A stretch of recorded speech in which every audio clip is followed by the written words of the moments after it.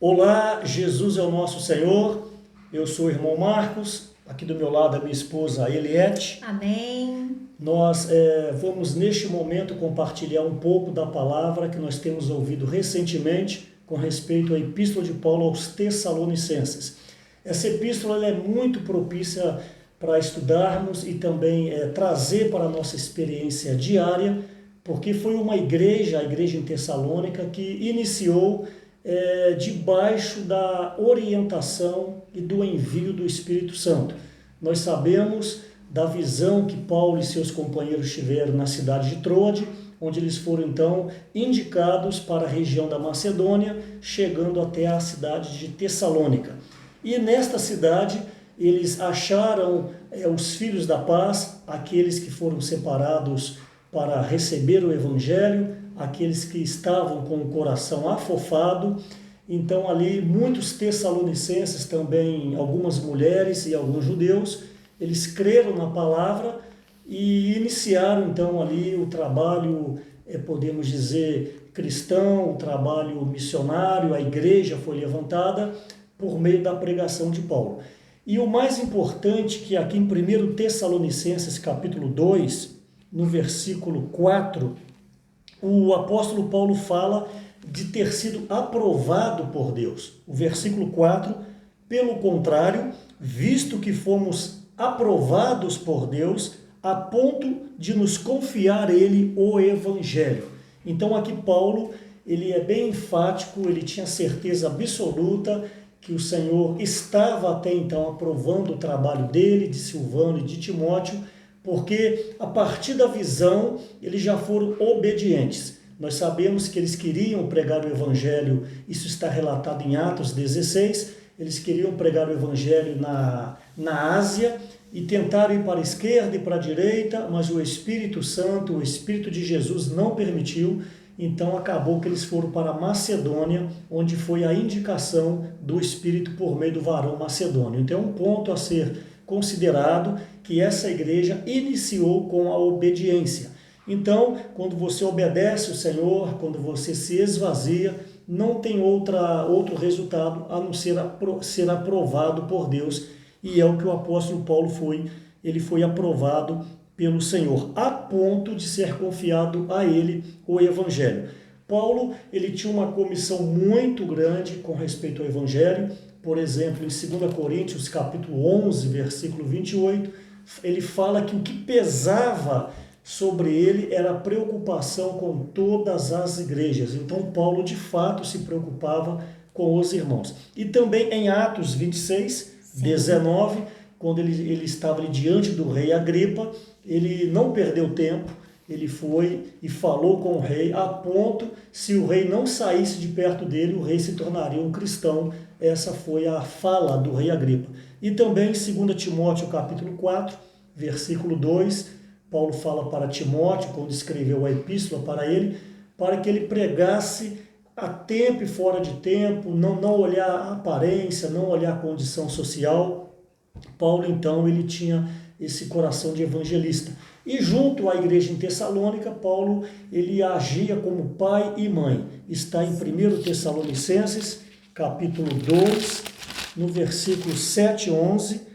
Embora pudéssemos, como enviados de Cristo, exigir de vós a manutenção, todavia nos tornamos carinhosos entre vós, qual ama que acaricia os próprios filhos. Ama, Paulo então, ele também exercia a função de uma mãe em amar, em abraçar, em colocar o ombro amigo dentro das necessidades dos tessalonicenses. Mas não só o aspecto de mãe. Paulo também exortava, Paulo também exercia a função de um pai, no versículo 11, e sabeis ainda de que maneira como o pai a seus filhos a cada um de vós. Então Paulo, ele pregava o evangelho, mas também ele amava, ele apacentava, mas não deixava de exortar como um pai. Então também o evangelho, ele tem essa função de amar, de apacentar, mas também de mostrar os caminhos verdadeiros e os caminhos corretos diante de Deus. O porquê isso?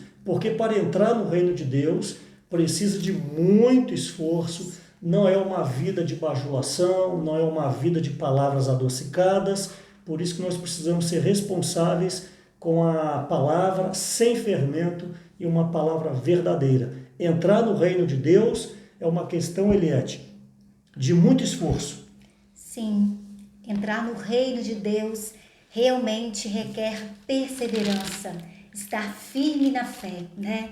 E o apóstolo Paulo, o coração dele era um coração muito alargado, de pai, mas aquele pai que exortava, aquele pai que mostrava na palavra a vontade do Senhor, né?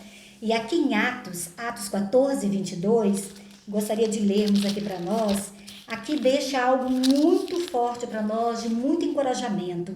Paulo diz assim: fortalecendo a alma dos discípulos, exortando-os, ó, um pai que exorta, a permanecer firmes na fé e mostrando que através, irmãos, de muitas tribulações, nos importa entrar no reino de Deus. Amém. Então aqui o apóstolo Paulo, ele nos deixa claro, Sim. Tribulações virão e na nossa caminhada nós precisamos andar com passos firmes, com muita intimidade com o Senhor, com obediência na palavra.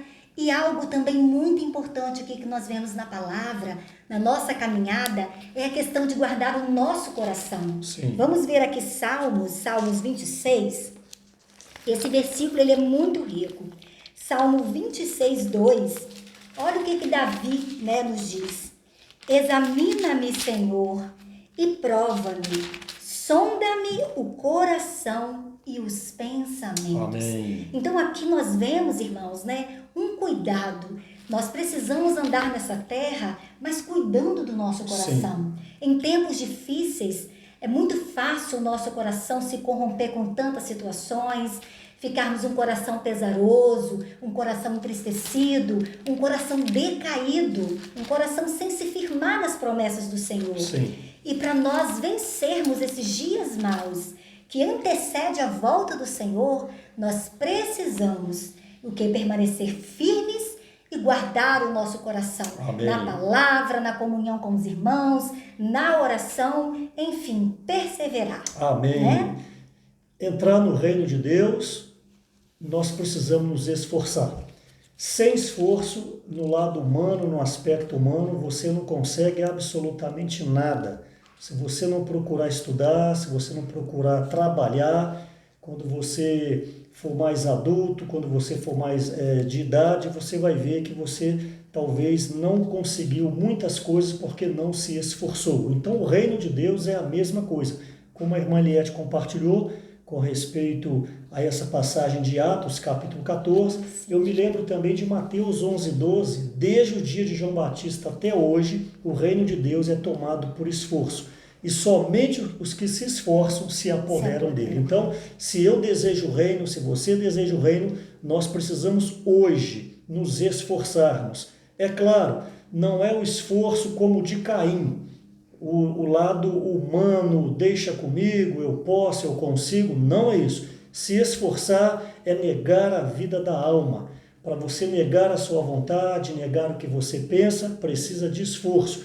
Quem vai fazer a obra em nós é o próprio Senhor Jesus. Então, sem esforço não tem reino. Aqui em 1 Tessalonicenses 2,12, exortamos, consolamos e admoestamos para viverdes por modo digno de Deus, que vos chama para o seu reino e glória. Então, Paulo exortava como uma mãe, por um lado acariciava, amava, abraçava, mas como pai, ele mostrava o caminho verdadeiro e perfeito para os tessalonicenses, porque Paulo não usou de palavras de bajulação, como eu disse, não usou de palavras açucaradas, Paulo não usou de pregações mentirosas, prosperidade, aceita Jesus e para de sofrer. Paulo não falou isso. Paulo falou a palavra verdadeira, que eles precisavam exercitar a fé, Sim. Eles precisavam negar a si mesmo, Sim. Para então poder entrar no reino e glória. Paulo, repito mais uma vez, ele foi aprovado, porque o ingresso dele, Silas e Timóteo em Tessalônica, não foi com palavra de bajulação, antes ele falou a palavra sem fermento. Nós vemos isso em João capítulo 6, para finalizar, no versículo 14 e 15. João 6, 14 e 15 diz o seguinte: vendo, pois, os homens o sinal que Jesus fizera, Sim. disseram: este é verdadeiramente o profeta que deveria vir ao mundo. Sabendo, pois, Jesus que estavam para vir com o intuito de arrebatá-lo para o proclamarem rei, retirou-se novamente sozinho para o monte. Sim. Então aqui Jesus fugia da bajulação, Sim. fugia do tapinha nas costas, porque ele tinha pouco tempo para poder passar a vontade do Pai por meio da pregação e conduzir muitos filhos à glória. Este é o encargo da igreja, nós andarmos de uma maneira exercitando a fé para entrarmos no reino e na glória. Jesus é o Senhor. Amém. Jesus Até a é o próxima Senhor. oportunidade. Até a próxima. Abraço.